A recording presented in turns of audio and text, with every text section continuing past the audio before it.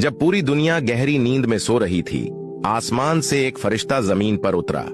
उसका नाम जिब्राइल था। वो सफेद रोशनी से जगमगा रहा था, जैसे आसमान का टुकड़ा जमीन पर आ गया हो।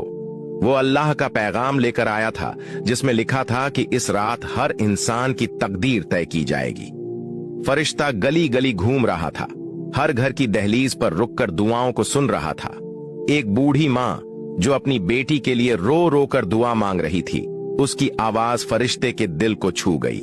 उसने आसमान की ओर देखा और फरियाद की कि इस माँ की बेटी के नसीब में खुशियां लिख दी जाएं। उसी रात एक गरीब बच्चा जो भूखा सो गया था, उसकी झोपड़ी में फरिश्ते ने कदम रखा और उसकी झोली में बरकत भर दी। जिब्राइल ने हर उस इंसान की दुआ सुनी जिसका दिल सच्चा था और जो अल्लाह से माफी मांग रहा था। वो रात सिर्फ रोशनी और दुआओं की रात नहीं थी, बल्कि ये अल्लाह की रहमत का तोहफा थी। जब फरिश्ता आसमान की ओर वापस जाने लगा, तो उसकी आंखों में इंसानों के लिए दुआओं का सैलाब था।